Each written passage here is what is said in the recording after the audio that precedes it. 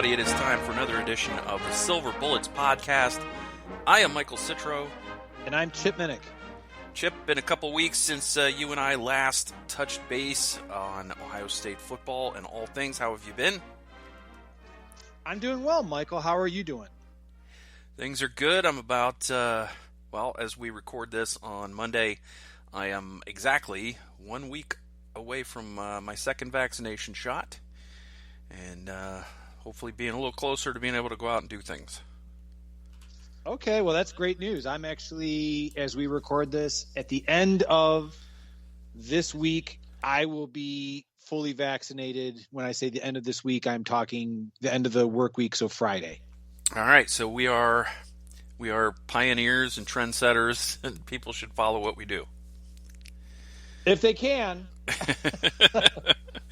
Yeah. Well, I think most people can. Follow us in what we've been up to. I don't know what's going on in Ohio. They just lowered the age here to starting today. I think everybody 18 and up is eligible. So things are moving in a positive direction. Yeah, they lowered the age about a week ago for 16 and older. So, it's certainly trending in the right direction. So, again, really excited to kind of get my second vaccination and kind of just get, continue to move in that positive direction. Yeah, maybe that's it. Maybe it was 16 and up today. I don't know. Once you get below 20, it's all the same to me, Chip. Yeah, I can relate to that. Did you have any negative side effects after that second one? Oh, well, I haven't had the second one yet. I see what you're saying. At the end of the week, okay. I will gladly share that with our listeners. Yeah. But I mean, next time. I can't speak ill of it, until I've actually experienced it. All right. I was misunderstanding you. I was thinking that the end of your 2 weeks was up after the second shot. You're supposed to have 2 weeks of maintaining your distance and all that, and then you should be set to go. That's what I was thinking. So I was a little confused, but that happens at my age. That's all right.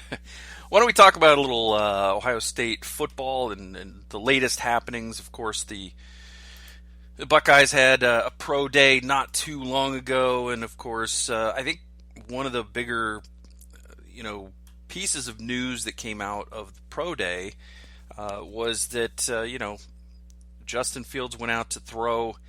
And taking throws for him are a bunch of guys that are going to be in next year's draft, and a couple of guys that are probably first rounders next year, in Chris Olave and Garrett Wilson. And that's not something you often see, is guys that are a year away and are really highly touted. You don't normally see them come out and just shag balls on pro day.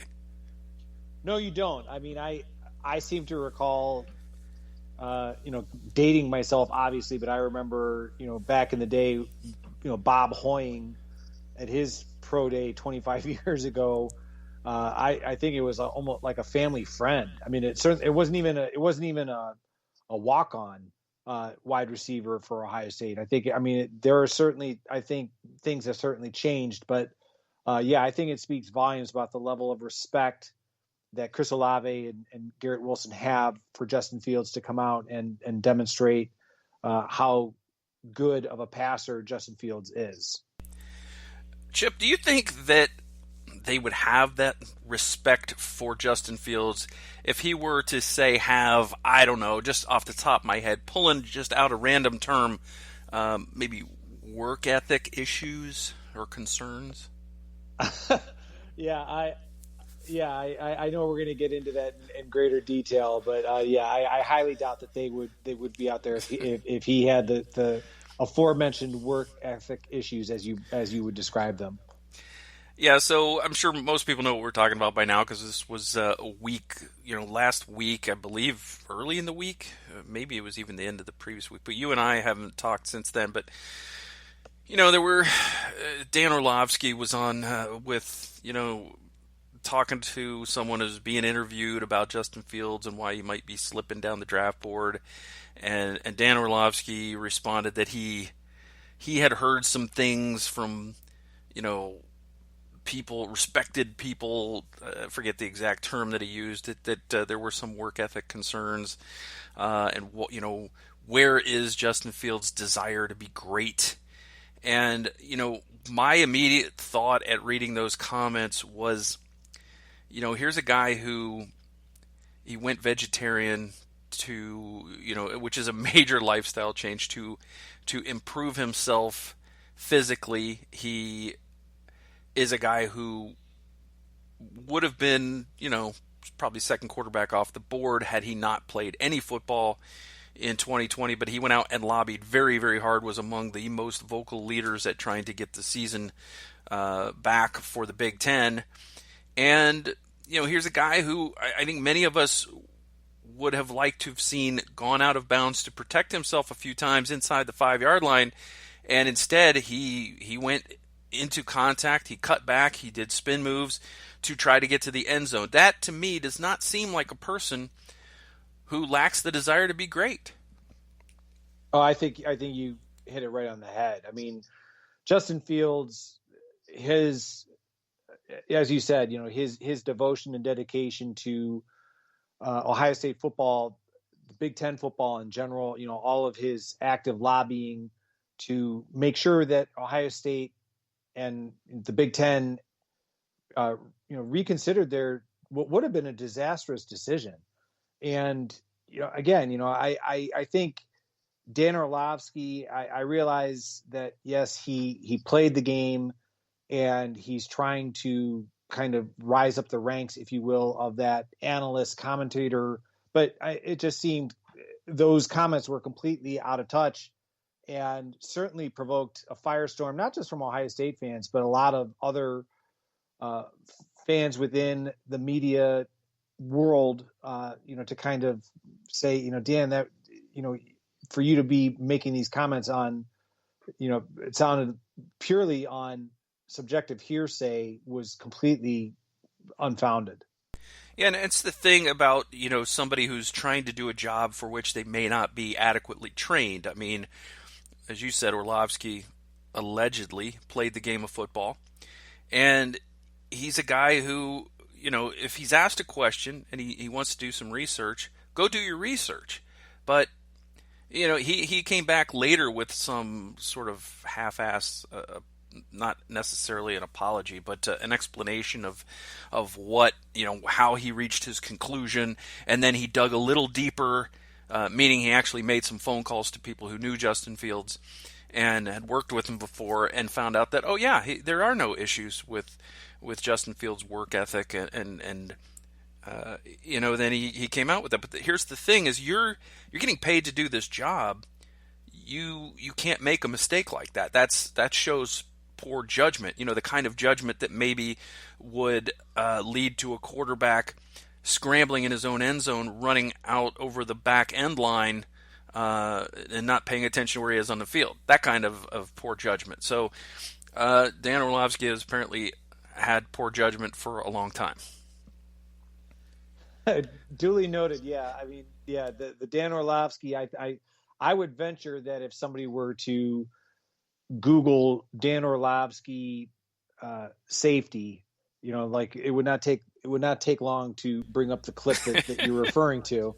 But the mere fact that what he said was not only uncalled for, it provoked a reaction from Kirk Herbstreit. Now, granted, a lot of people are going to say, oh, well, that's Kirk Herbstreit being a homer. Well, no, Kirk Herbstreit has, throughout his career, taken a lot of grief from Ohio State fans for, being critical of Ohio State. He was being so critical of Dan Orlovsky's comments that ESPN, in essence, had to kind of put them both in their corner, so to speak, and give them a talking to about the way that they reacted. So it's certainly, I think, Dan Orlovsky, lesson learned. I'm sure Ryan Day will not be looking to be on friendly speaking terms with Dan Orlovsky for the foreseeable future, if I had to estimate. Because Ryan Day, he was not happy with the mere fact about how information was leaked out about Al Washington potentially going to Tennessee, he wasn't happy with the way that was handled, let alone somebody like a Dan Orlovsky who did say there, like he knows exactly who said and how this information was spread about Justin Fields. So I can't imagine Dan Orlovsky is going to be welcome in Columbus, Ohio for the foreseeable future.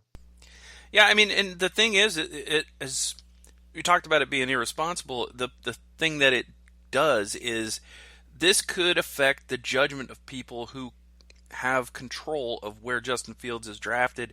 This could have a substantial financial impact on this young man as he enters what is supposed to be, a triumphant day for him and the achievement of a lifelong dream.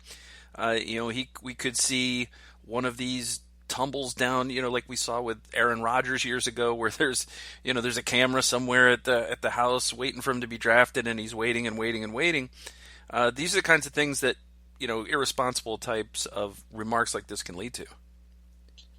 They can, but getting back to the whole idea of the pro day itself, Justin Fields certainly put on a show athletically. I had the good fortune of watching after the fact, of course, watching it on Big Ten Network. And now, granted, the Big Ten Network has a vested interest in promoting the members of the conference, but let's face it. I mean, not every team in the Big Ten Conference this year has a quarterback who has the talent or the draft projection of Justin Fields. And Howard Griffith on the telecast, and I know, when we talk about the many throws that Justin Fields demonstrated when he rolled to his left and hit C.J. Saunders, who was one of the other receivers, for a touchdown, that it just had Howard Griffith supposedly, they didn't show it on camera, but he actually stood up from his seat and supposedly said something along the lines of "that's the throw," meaning, that's the kind of throw that NFL personnel executives are looking for from a potentially franchise quarterback. Yeah, we all know that Justin has the strength in his arm to play at the highest level. We've all heard the knocks. Potentially he holds the ball too long. We don't really know what Ryan Day was coaching him to do in certain situations. Was he telling him, hang on to the ball? Was he telling him, don't put it in harm's way, take an extra beat or two, maybe use your feet, keep the play alive kind of thing. These are the kinds of things that can win you college football games that don't translate to the NFL, but it doesn't necessarily define who this player is. He may, with different instructions, react completely differently in the pocket. Precisely. And when it comes to, Justin Fields, let's face it, I'm always one of the advocates of, you can only get better by playing. And, case in point being that, when we think back on Dwayne Haskins, having just the 1 year. Now, granted, it was enough for him to be justifiably picked in the first round. That, and when you compare him to Justin Fields, who's had the 2 seasons, I think Justin Fields is certainly much better prepared. To your point that, we don't know what the coaching is that takes place behind the scenes at the Woody Hayes Center, what happens on the sidelines in terms of what Ryan Day, what the instructions were. I am certainly one of those people that, I think the longer a quarterback plays in college, unless they play for Jim Harbaugh, which is Tony Gerdeman's theory, that the more game experience that they have, the better they will be prepared for the NFL. Getting back to Justin Fields, I certainly believe that he has been certainly well coached, certainly demonstrated that on the results speak for themselves with the results. Ohio State football, the win-loss total with Justin Fields at the helm. We've all seen the athleticism that you were talking about, the arm strength, the competitiveness. So I think he is going to be a tremendous asset for whichever NFL team is fortunate enough to select him at the end of April. Yeah, I agree. He had a great pro day. I think it was Pro Football Forecast. I think was had like unofficial 40 times of all the quarterbacks tweeted out today, and they had him as the fastest draft eligible quarterback from their pro days. So we know he can run. We know he can throw. We know he'll play in the NFL somewhere. We don't know where that is yet. We don't know if he'll be the second quarterback taken, the third. I don't think he'll be any lower than the third. Do you? I don't. It's one of these things where I know I just referenced Dwayne Haskins' name.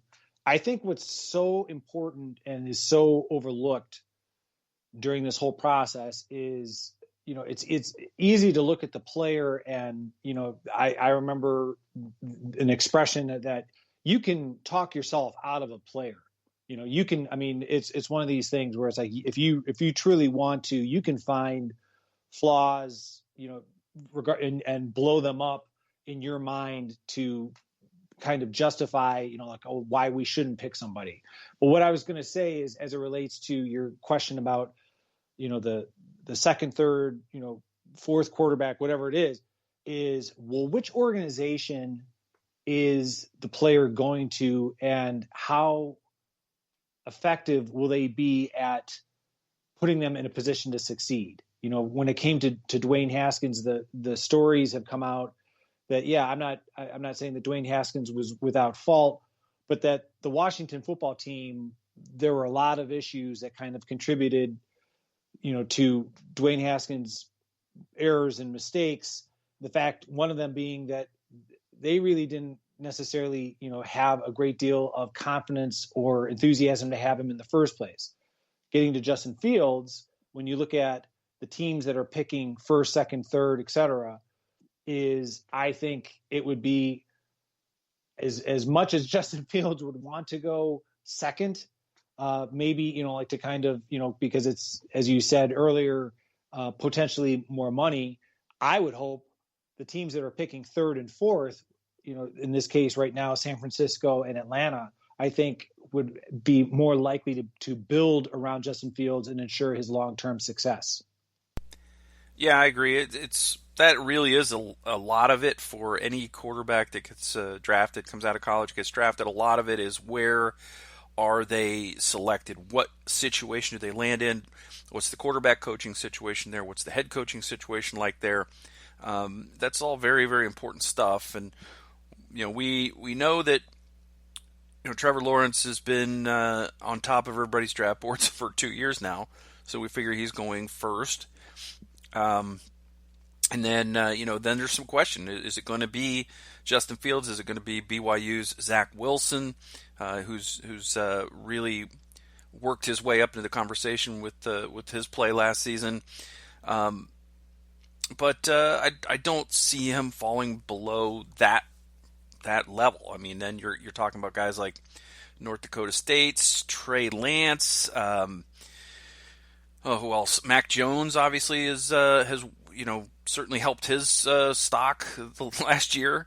It never hurts to win a national championship, but also he had a lot of help doing that.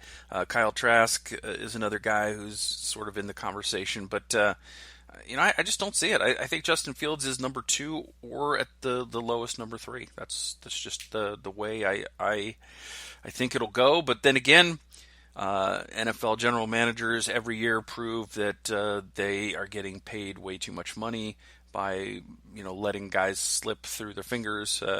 All you got to do is look to see where Jordan Fuller ended up in the draft to see that a lot of people are not doing their jobs properly.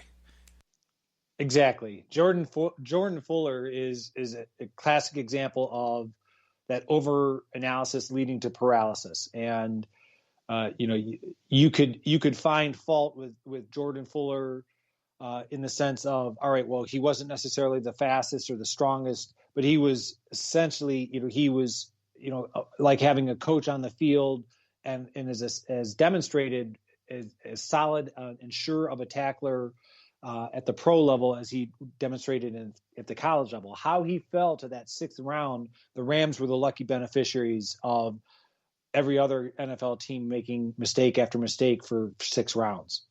Yeah, I mean, I went into that draft thinking, yeah, Fuller's probably a third rounder. And then he just kept falling and falling and falling. And the longer he and KJ Hill fell, the longer I just thought, why am I not making GM money somewhere? Because I'm smart enough to make this pick, So, I don't know what these guys are getting paid to do. But, it's this happens every year. People fall for whatever reason, and then other people are very highly touted for other reasons. And, sometimes it works, sometimes it doesn't. And we'll see how this goes. Like, again, a lot of it comes down to what's the situation that this player lands in, and is this a good situation for them? Is there competition? Is there an opportunity to get on the field? Is there good coaching? Is there a good system? Is it a good fit for their skill set? All of that goes into it. So we would rather see Justin Fields end up in the right situation, as long as that's not New England or Buffalo.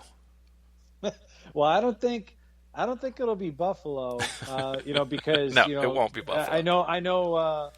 Tony Gerdeman, his heart is broken because Mitch Trubisky signed a free agent deal with Buffalo, so now he's no longer playing for the Bears, backing up Josh Allen. And as far as New England, I think I'd be surprised if New England would move up. I truly don't believe that it's going to be that nightmare scenario that you described earlier, that Aaron Rodgers experienced so many years ago. I really do believe that Justin Fields, his name will be one of the very first called when the first round of the NFL draft takes place at the end of April. Yeah. Well, we'll see how it goes. Pro Day, other information came out on Pro Day. Obviously, we learned that a couple of offensive linemen had been playing hurt down the stretch. We kind of knew Wyatt Davis was nursing some things. He had got knocked out of a couple of ball games. But it turned out Josh Myers also had some problems and had a really nasty turf toe situation. But Josh Myers went out and he did the bench press. Did he do anything else? Any other strength stuff on his pro day?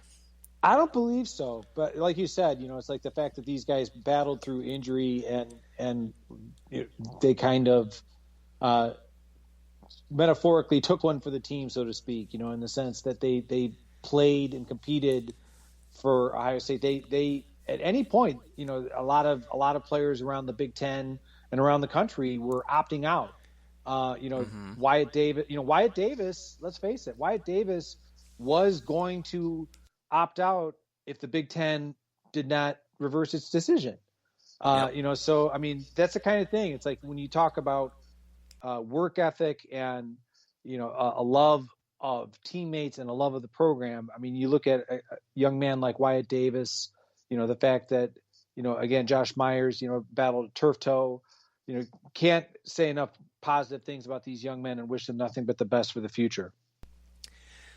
It really makes it even that much more impressive the way Ohio State ran the ball down the stretch with Trey Sermon, knowing the offensive linemen were not at their peak.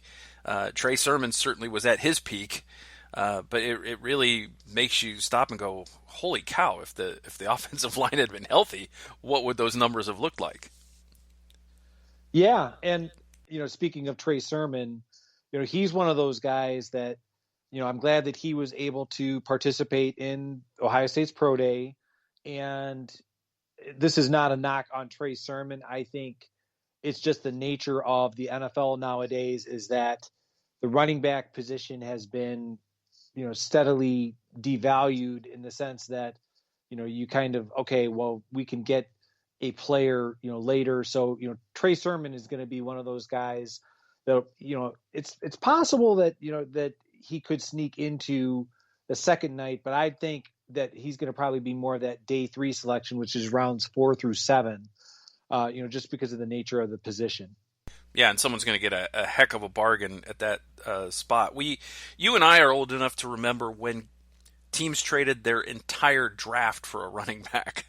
But nowadays, it's pretty rare for a running back to go in the first round anymore. It is. It's one of these things where let's face it, when you think about running backs, the nature of the position in terms of the hits that they take, the carries, all that, that comprise the position, they get that that rookie contract, and obviously any NFL player is certainly wanting to have a lengthy NFL career.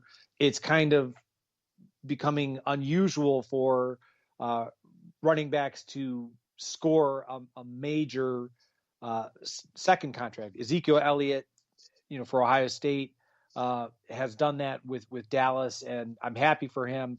But it's just the nature of the position where running backs, especially if they're really, carrying a heavy load for whatever team that they're playing for, it's highly unlikely that they get a lucrative second contract. So I agree with you. I think Trey Sermon, what he showed down the stretch is going to be one of those bargain finds for whichever NFL team is lucky enough to select him.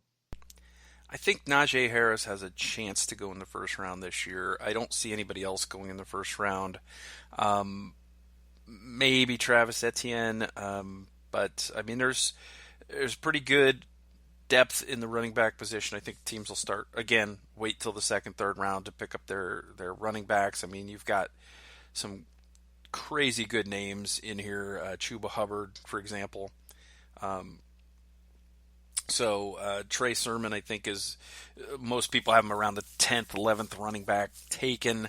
I don't know that I would take 9 or 10 guys ahead of him, but that's, again, I don't get paid GM money to make those decisions. So we'll see where it goes. Anything else that kind of stuck out to you about Pro Day that you wanted to kind of get into?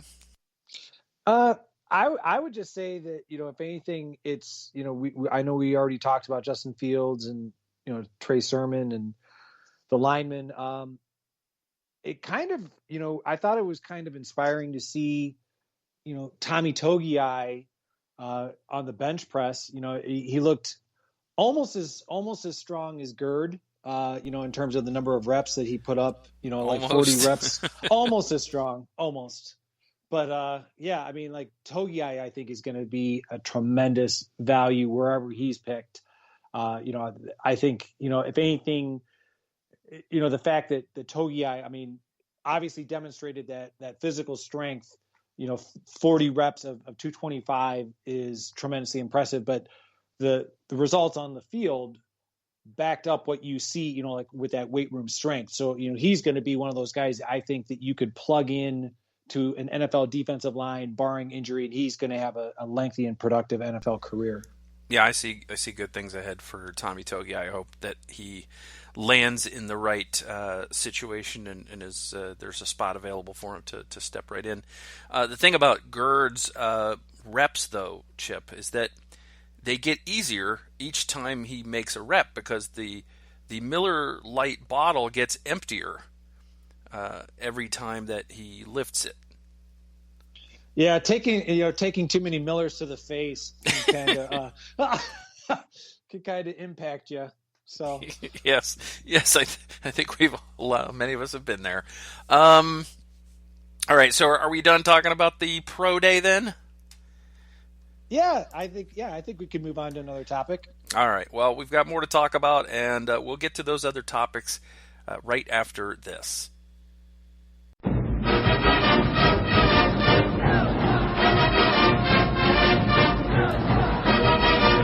All right, we are back, Chip, and the next thing I wanted to talk about was spring ball, because spring ball, Chip, has been unkind to a few guys recently. We've got some injuries to discuss. Some guys are going to miss the spring, and that's unfortunate. Let us start with the fact that linebacker Mitchell Melton is out with what is being called a long-term injury. That just happened on Monday. Or at least that news just came out on Monday, and I've seen some outlets have reported it's an ACL, but we don't have that officially, so we're not gonna say that's what it is. But certainly that would fit the bill in terms of what you would consider a long-term injury. Yeah, I mean, very unfortunate because Mitchell Melton is one of those young players who let's face it, we didn't really get an opportunity to see last season. You always hate to hear of anyone being injured, especially the way Ohio State. I respectfully understand why they don't necessarily share the full prognosis of the injury. It's something that should be private between the player and the team physician. That being said, can only hope that Mitchell Melton will recover quickly and follow doctor's orders so he can get on the field sooner rather than later. We just don't know when that's going to be. Yeah. He got on the field, I believe, for one game in 2020, which is kind of saying something because there weren't a lot of blowouts in 2020. So the fact that he was able to get on the field is a good sign and a promising sign, and hopefully he'll be able to come back to full speed, full strength, and all of that, and be able to help, because certainly the linebacker position appears to be pretty wide open in terms of what's going on there. You've got, I think we've talked about the linebackers a little bit, about who we think is going to be in those positions and what we think the depth chart is kind of, but none of that's in stone, because when you got guys that have left, that have been in the program for years, and then they leave, that kind of creates that vacuum where there's now a lot of competition for those positions and jockeying to get into the two deep, and that was certainly an opportunity there for Melton, and now he's going to have to wait a little longer to make his mark.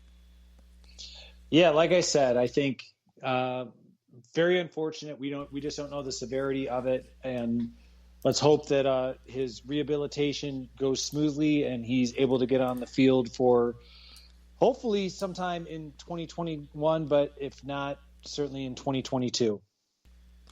So we've also got Sevyn Banks out of the spring, Cameron Babb, and that's not good. I mean, I don't like that. I dislike it. You can't see me right now, but I am holding a thumbs down sign right now. Well, I understand that, and that's certainly warranted to be holding down the thumbs down. I kind of look at, both of these as unfortunate. I look at them in a little more positive light, the fact that it's the spring. It's not, kind of what we were just talking about with Mitchell Melton for the foreseeable future. So, kind of trying to find the positive out of the situation. I'm also, out of the two, and this is going to sound, kind of talking out both ends of my mouth, so to speak, is the idea of when it comes to this kind of a situation, like with Sevyn Banks, the positive in this is that, yes, Sevyn Banks is missing the spring, and that's unfortunate, and I wish it wasn't happening. But we've also seen Sevyn Banks on the field. Granted, I know that there are Ohio State fans who were critical of him. I'm not one of them. I think Sevyn Banks is a solid corner. I look at this in the positive sense that when you have a player who has demonstrated in the past that, he can perform, that, this is, again, just for the spring, you've got other names that are starting to emerge, on Buckeye Scoop. If you're not an inside subscriber, some of these names, may come as a surprise to you, but, Cameron Martinez, Legend Cavazos, Denzel Burke, these are some names that are starting to become more and more popular. Again, go to Ask the Insiders on Buckeye Scoop, and you'll get an understanding as to what I'm talking about. It's also an opportunity for, some of the players like Ryan Watts. I mean, he was a freshman last year. Certainly seemed like he would be able to take this as an opportunity to kind of rise up that depth chart, as well as, somebody like, Tyreek Johnson, who is, for whatever reason, has never really kind of risen into that rotation of getting, fully into the rotation, so to speak. So I think, Sevyn Banks being out is unfortunate, but this is going to be an opportunity for some of those younger players to emerge. Now, Cameron Babb, on the other hand, this is the negative. Cameron Babb, unfortunately, with the injury history that he's had and such a crowded, talented wide receiver room, it does make you stop and think, is this guy, is he just bitten by the bad luck bug or something? I mean, it just, you were really hoping that Cameron Babb would be able to establish himself into that wide receiver rotation. So let's hope that, yes, he's out for the spring, but let's hope that it's not going to be anything long-term that's going to prohibit him from coming back for the fall camp. It's hard to remember a Buckeye that has had worse luck with injuries than Cameron Babb in his career. I mean, this poor kid, it just can't seem to stay healthy. It's unfortunate. It's like he went on vacation with his family to Hawaii and he found some little tiki idol and just stuff started happening. And the only thing that could make it worse is if he got tied up by Vincent Price. And, because, I think that was also in that episode. But, yes. Yes. And there are a lot of young people who have no idea what we're talking about. They're like, what are you talking about? A very famous episode of the Brady Bunch. Yes. I would say that, to kind of, mix our metaphors here. Yeah, I agree. Cameron Babb has been rather unfortunate to kind of, like the popular saying, I'm sure, if Justin Hilliard was, he might be like saying, if he was listening to our podcast, he might be saying, hold my beer. Because, he was one of these guys that it just seemed like the early part of his career was constantly beset by bad news of injuries that nearly derailed his career. I'm hoping that Cameron Babb is going to be in that Justin Hilliard camp of rebounding from these difficulties and being able to emerge in the same kind of manner or fashion that Justin Hilliard demonstrated the last year, especially for Ohio State. Yeah, we also saw the same thing a little bit with Johnny Dixon for a few years. He had some injury problems, some issues with his knees, and he was able to have a couple of really productive years with Ohio State. So we certainly hope that that's in the cards for Cameron Babb, and especially, knowing that he could, this is the sort of the free year, and then he could take a medical redshirt year. I mean, he could end up with more gold pants than anyone. There you go. That's finding the positive. So good luck to him. We would certainly like to see him healthy, and especially, with Garrett Wilson, Chris Olave almost certainly going to the NFL, barring something insanely weird after this year. There's going to be some opportunities. So, and if this wide receiver room is back to going 6 deep in games, certainly there will be some opportunities for Cameron Babb. So get some rest and rehab, young man. Come back in the fall and play and make your mark on the program. That's free advice from me. And it's good advice. All right, the final thing that you and I kind of have on our docket to talk about, Chip, is some position changes. These kind of struck me as kind of out of the blue, but the more I think about them, the more they make sense. One of them probably should have happened earlier, but we learned that a couple of guys went to Ryan Day, went to their position coaches, and said, "Hey, I'm thinking I'd like to go try another position here at Ohio State," and that is G. Scott moving from wide receiver to tight end, and DeMario McCall, who was the H-back, the wide receiver, a running back, a return man. Now he's going to go play defense and be a defensive back. And, both of these guys are talented and athletic and certainly capable of making the change. Scott has a big frame for a wide receiver, and he could probably just put on another 15, 20 pounds and be able to be that split wide tight end and do a good job there. It's just unfortunate for DeMario McCall that he's got 1 year to make his mark on the other side of the ball. I mean, if he'd have made that move a year earlier, he might even be in line for a starting position this year. Yeah, I certainly, when it comes to both players, I think that this is a good move for both of them. And I agree with your assessment about DeMario McCall probably should have made this decision earlier, kind of like the way that G. Scott is, like he's only going into his second year in the program, made this decision.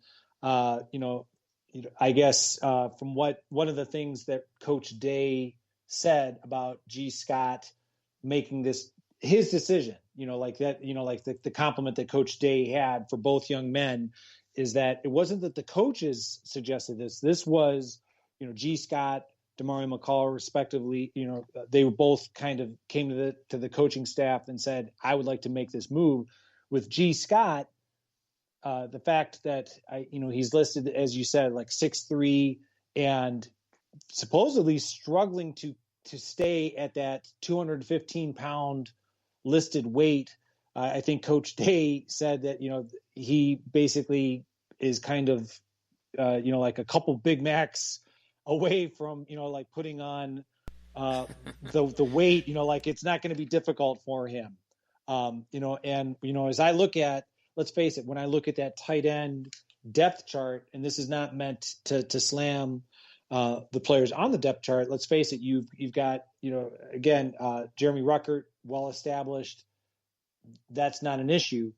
Everyone else, when you have Cade Stover, who, similar to G. Scott, a former, converting from another position to tight end, Cade Stover, by all accounts, is having a good spring, is probably establishing himself as that second tight end. But again, it's a move. Like he's going to be probably more along the lines of like the traditional blocking tight end, like a Luke Farrell has demonstrated for the last few years. And then when you have true freshman Sam Hart, you have redshirt freshman, I'm going to call him Joey Royer. G. Scott's probably thinking, like I'm more along the lines of Jeremy Ruckert. So if I make this move now to kind of get myself well acclimated as a pass catching tight end, that maybe there will be an opportunity for him to move into, I don't want to say the starting role, but like a more playing time than he would in that very talented, crowded wide receiver room. As for Demario McCall, my thoughts are, and I think I've shared this with you, I know with our listeners in the past, is that I not only agree with you that I think Demario McCall should have made this move earlier. I had the opportunity to see Demario McCall play in high school because he's in the area, and again, he was dynamic player, and to his credit, he played both offense and defense for his high school. It would not be surprising to anyone who saw him play in high school. That's not to say that he wasn't that he shouldn't have been playing on defense, but you could see that he certainly felt more comfortable playing on offense. Like he wanted to be that dynamic player that I think a lot of Ohio State fans envisioned him being for the Buckeyes when he enrolled. So that's kind of where, again, I kind of fall with you that it would have been nice if he had come to this realization earlier, because like you said, he might have been able to have been more of a contributor rather than in his last year in the program. Yeah, I think so. And most of these guys, these guys are the top athletes at their schools. There's so many of them play two ways, unless you go to a big school and you're a quarterback, and even then you might play both ways. Most of these guys are playing on offense, at least some defense. So it's not like, somebody who's been a starting pitcher in the major leagues for 15 years decides he's going to be a third baseman. I mean, it's not that kind of a situation. It's not that unusual for guys to change positions, and even guys who play a certain linebacker spot in high school might play a different linebacker spot in college or move to safety, and these kind of things happen all the time. So if these two have the blessing of their coaching staff, and it sounds like things are going pretty well for them from what we're hearing, there's no reason to think that these can't be good moves, particularly for G. Scott, because he's got a few years left to grow into the role. Demario has very little, time to make his mark as a DB, but I can only imagine what it will be like if he does get in a game and intercept a pass. He's going to be pretty exciting to watch in the open field. Oh, absolutely. Like I said, in high school, he did everything for North Ridgeville, which is the community that he came from. I happened to see him play in a game where he ran for well over 300 yards, scored, I believe, at least 5 touchdowns, maybe 6. He did everything that was asked of him, in terms of, kickoff return, punt return, running back, receiver out of the backfield, played defensive back. He was pretty much, as you said, he was the best player on the field when I had the opportunity to see him. And again, I think I credit him for seizing the opportunity at let's face it, at a position group that is going to be heavily scrutinized based on their performance in 2020. So if the opportunity presents itself to possibly get on the field, like you said, can you imagine if he is able to get in the game to possibly get an interception, what he can do potentially on an interception return? I think it will certainly be exciting. Yeah, I mean, a scooped up fumble or an interception return. I mean, there's very few players on any defense you would want to have the ball in their hands. So that will be interesting to see if that happens. Good luck to him. I mean, it's one of those things where it's like, well, everybody already thinks the secondary sucks, so why don't I just go over there? It can't hurt anything if I go over and play some defense there. But Sevyn Banks, I thought, we talked about him earlier. I think he's a guy who played a really solid year for Ohio State. He wasn't, flashy, but I think a lot of guys come in and their first year as a starter, they're solid, and then they become that next level corner at Ohio State that we're used to, that go, ends up getting drafted in the first round. That's the kind of trajectory that I see going on for Sevyn Banks, and hopefully some of these other guys will work their way into that conversation, getting this opportunity in the preseason of getting more reps in spring than they normally would. So we'll see how that all works out, including with DeMario, who we've heard already has had an interception in preseason, and we're only 7 days in, 7 days I think in. 7 or 8, yeah. I mean, I'm not entirely sure, because it's one of these things where, just trying to keep track. I know that we're getting closer and closer to that spring game on April 17th. Mm-hmm. All right. So, and then with G. Scott, I mean, you look at what Kyle Pitts did with Florida, and certainly G. Scott is a couple inches shorter, but he could have a similar impact. I mean, he's got that kind of talent. He could have a similar impact to what Kyle Pitts did with the Gators. That's a really good analogy right there. Kyle Pitts being, that now arguably the most coveted player who's not a quarterback. We talked about the NFL draft earlier. I think G. Scott certainly, the fact that it's kind of still relatively early in the spring, the fact that if all goes well through the remainder of the spring, that the coaches will keep him in that tight end position group, the opportunity to work on the fundamentals of the position over the summer going into the fall lends itself to G. Scott being able to kind of establish himself in that tight end rotation. Indeed. All right, Chip, a couple more little things before we get out of here. If you were going to guess in 2021 who's going to be the first guy to lose his black stripe, would you have guessed it was Jacoby Cowan? I would not. I'm happy that Jacoby Cowan is that player, considering, he was part of the 2020 recruiting class, and again, it's one of those things where, like traditionally during the summer, the fall camp, kind of the black stripe alerts that you see on Ohio State social media channels, kind of seeing, all right, that kind of gives you an idea as to which players are starting to make a move or starting to catch the eye of the coaches. So I'm very happy that Jacoby Cowan is now one of those people who had his black stripe removed. Yeah, if people don't remember, he missed his entire freshman season with injury. So now he is officially a member of the family. with the Buckeyes, has overcome that, and it's good to see. It's kind of a feel-good story. I would have thought by now we might have heard of Jack Sawyer or Travion Henderson getting that black stripe removed, but not yet. Who do you think will be next? I think you just nailed probably the two likeliest candidates. I think Jack Sawyer is certainly probably a logical selection, simply based on the fact that Coach Johnson does like to rotate the defensive linemen, and Jack Sawyer is starting to, again, if you're not on the Buckeye Scoop at the Insiders board, what are you waiting for? This is the kind of information that that I don't want to give away too much, but Jack Sawyer certainly would be a logical candidate to be the first from his recruiting class to lose that black stripe. Yeah, and maybe Kyle McCord and Emeka Egbuka would be some other candidates to possibly be in there as well.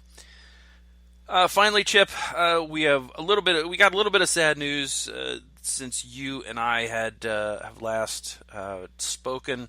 Mike Sensabaugh has passed away. He is Ohio State's all-time career interceptions leader with 22. He died at age 72. And he died last week.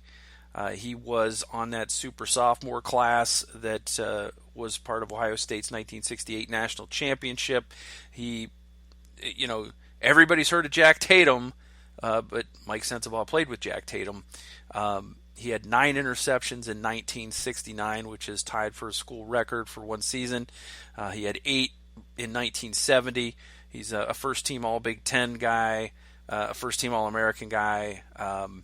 You and I were not quite ready to watch football back when he played. It was a couple of years later for both of us. But this is a guy who has cemented his position in the all-time history of Ohio State football. So it's always sad when one of those guys passes on. It certainly is, because, as you said, I think when you think about the fact that the 1968 national championship team, I realize that Ohio State has made the decision to recognize a 1970 national championship, even though they lost the Rose Bowl to Stanford. So it was one of these things where they recognized that national championship. That being said, that 1968 national championship team was held, I know certainly by me, even though it was before I was born, was certainly looked at, with reverence and awe until, obviously the 2002, the 2014 national championship teams came along, because it just seemed like, oh my gosh, like that was the last team to win the national championship. And Mike Sensabaugh, as you said, was a prime member of that. Again, the super softs.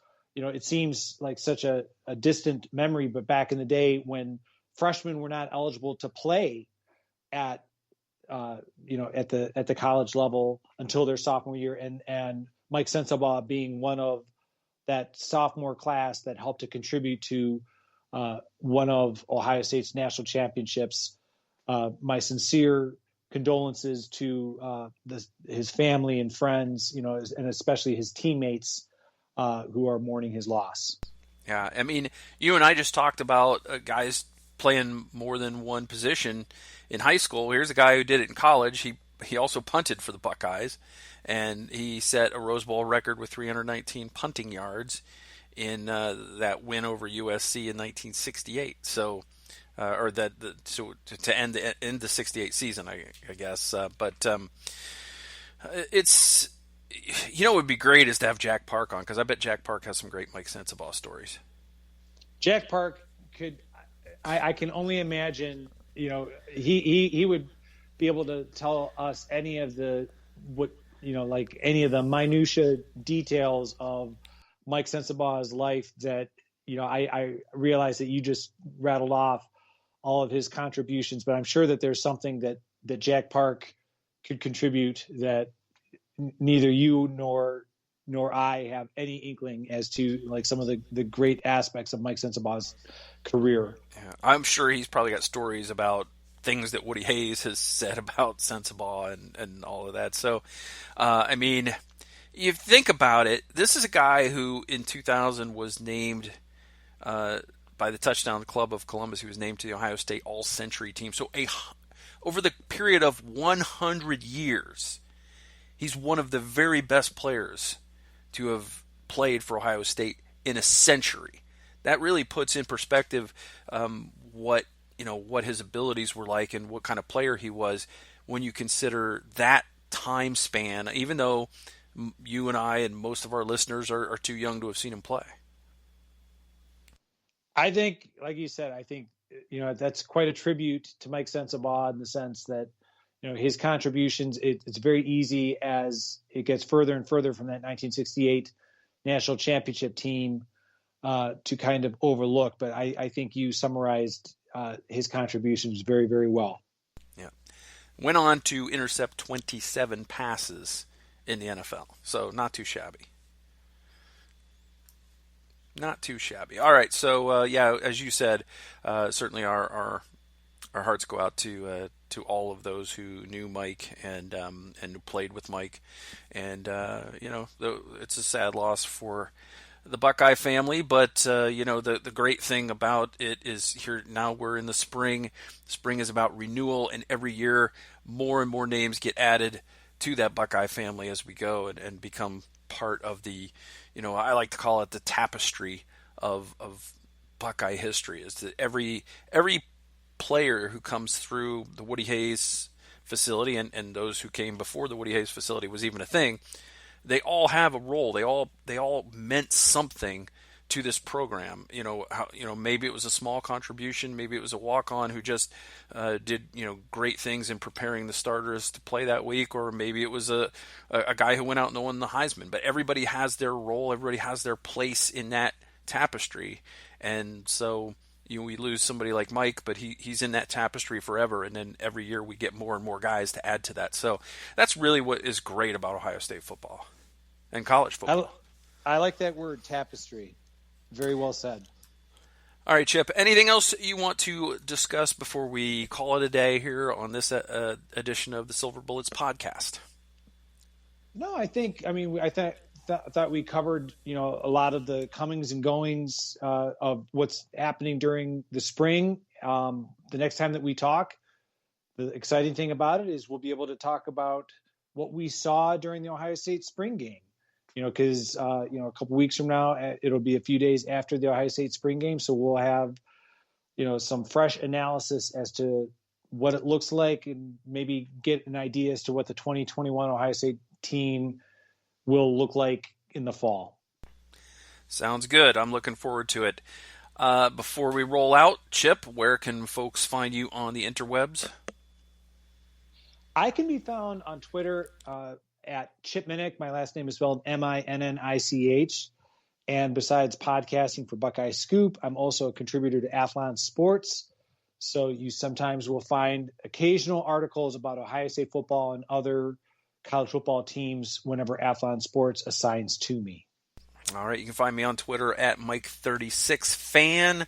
I am the grumpy old Buckeye at Buckeye Scoop, and of course my columns always follow game days, so I don't think I'm going to do one for the spring game. I kind of had planned to do one last year, but every year, Chip, the spring game becomes less and less like an actual game, so it's kind of hard to do one for that now. I mean, I think if you went back in time and you said, the 1998 spring game, I could probably do one that's similar to the ones I do after every regular season game, but it's a little difficult to do those now, so I don't do them.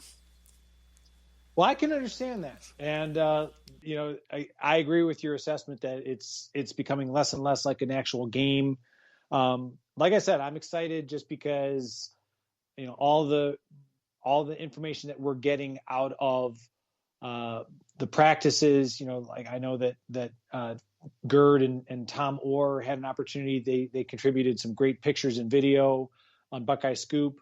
It's kind of getting me excited to get an idea as to, how the quarterbacks are looking, the offensive line, wide receivers that we were talking about, some of these position changes, all that. I'm really excited to see if not necessarily an actual game, to kind of get a feel for the players who are emerging and get maybe a feel for what 2021 may look like. Yeah, there's always interesting things that come out of the spring game. There's always something that you can learn from it. And if nothing else, you really want to catch a glimpse of players that you're excited to see and those that you've been hearing about. So, if you get that Buckeye Scoop Insiders subscription, you will know which players have been making their mark in the preseason, and because like even Gerd, you only got to watch a little bit of practice and really not a whole lot of it of anything meaningful. So those guys are limited in what they see, but our insiders report from practice all the time, and we are always getting new updates, and you will know which guys have been leaving their marks and which, so those are the guys you should be keeping your eyes on during the spring game. So if you haven't already done so, and I know we kind of sound like a broken record, but it really is pretty great. And it is in the internet age when everybody complains about everything. I've yet to see somebody quit and be verbal online about how terrible their experience was and how they got nothing out of it. I mean, that's impressive when you can keep the internet happy. Yeah, well, very well said. Yeah, I think the people who have made the decision to become Buckeye Scoop Insiders, I'm used to seeing repeatedly on Twitter. I'm so glad that I made this decision. This was one of the better decisions I've made. This is certainly well worth the investment. So can't endorse Buckeye Scoop, the Insiders Board, enough. All right, check out the other podcasts. Of course, there's the Morning Scoop Monday through Friday. You got the Buckeye Weekly, which is more than once a week, which is counterintuitive to its name, but those guys are usually 2 or 3 times a week in the off season, and then in season. Oh my God, it almost is Buckeye Daily in season. Of course, you get the Scoop World Order, the Buckeye Sloopcast, Gives in the Bank. You got all kinds of great choices for podcasts at BuckeyeScoop.com. And if you have nothing else, Chip, then we'll call it a day. We'll put the bow, the finishing touches on this podcast, and we'll be back in 2 weeks to talk about the spring game. What do you think of that? Sounds like a plan. All right. Well, that will do it. Until next time, folks, we'll just do what we always do at the end and say, Go Bucks. Go Bucks.